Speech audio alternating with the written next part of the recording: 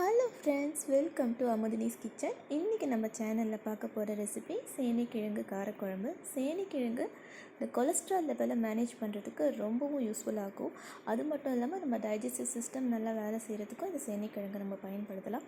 இந்த குழம்பு வைக்கிறதுக்கு நான் 200 கிராம் போல் சேனைக்கிழங்கு குக்கரில் போட்டு 3 விசில் கொடுத்து நான் இப்படி வேக வச்சுருக்கேன். இப்போ இந்த குழம்புக்கு தேவையான பொருட்கள் எல்லாம் பார்ப்போம். 2 மீடியம் சைஸ் வெங்காயத்தை ஸ்லைஸாக கட் பண்ணியிருக்கேன். 2 தக்காளியை ஸ்லைஸாக கட் பண்ணியிருக்கேன். ஒரு வெங்காயத்தை பொடியாக கட் பண்ணியிருக்கேன்.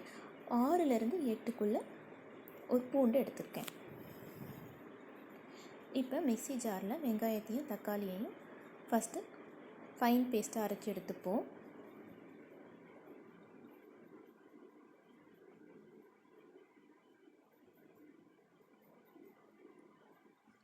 இப்போது வானலியில் எண்ணெய் இட்டு எண்ணெய் நல்லா சூடானதுக்கப்புறமா வடகம் போட்டு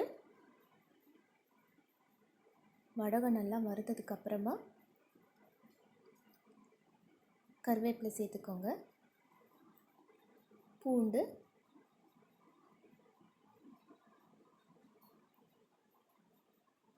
இந்த பூண்டு நல்லா வறுபடட்டும். இந்த குழம்புக்கு இந்த வடகம் சேர்த்து தாளிக்கிறதே ஒரு தனி ஸ்பெஷலுங்க. அவ்வளோ வாசனை வரும் இந்த வடகம் போட்டு தாளித்தா. இப்போ இந்த பூண்டு நல்லா வறுபட்டுருச்சு. இப்போ நம்ம அரைச்ச அந்த பேஸ்ட் அதில் சேர்த்துப்போம். இதை நல்லா மிக்ஸ் பண்ணிக்கோங்க.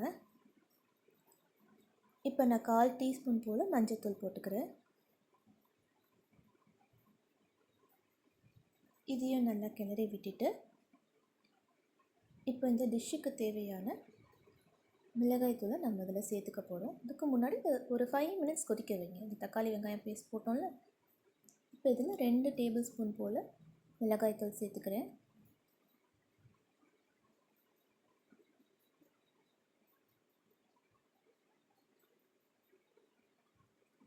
இப்போது இந்த டிஷ்ஷுக்கு தேவையான உப்பு சேர்த்துக்கிறேன். நான் ஒரு டேபிள் ஸ்பூன் போல் கல்லுப்பு சேர்த்துக்கிறேன். இப்போது ஒரு நெல்லிக்காய் சைஸில் புளியை ஊற வச்சு கரைச்சி வச்சுருக்கேன். அந்த தண்ணி அதில் சேர்த்துக்கோங்க.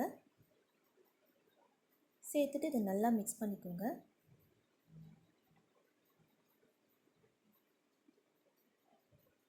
இப்போ இந்த டிஷ்ஷுக்கு தேவையான தண்ணி ஊற்றிப்போம்.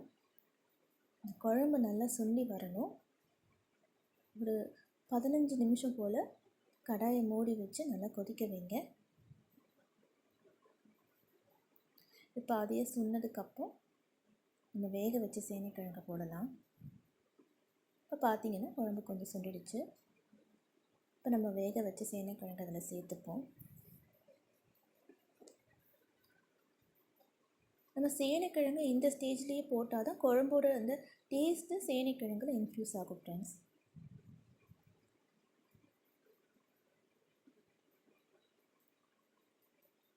அவ்வளோதான், குழம்பு நல்லா சுண்டிடுச்சு, நல்லா திக்காகிடுச்சு.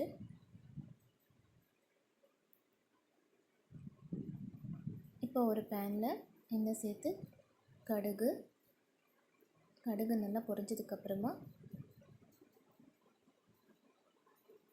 ஜீரகம் சேர்த்துப்போம்.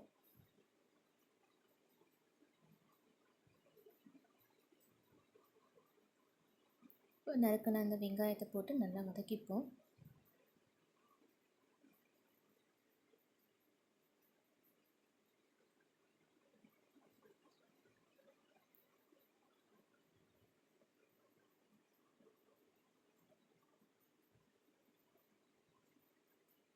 வெங்காயம் நல்லா வதங்கிடுச்சு ஃப்ரெண்ட்ஸ்.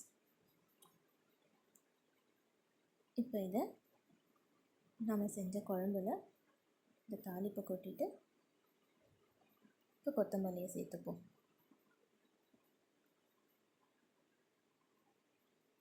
அவ்வளோதான், சேனைக்கிழங்கு காரக்குழம்பு ரெடி.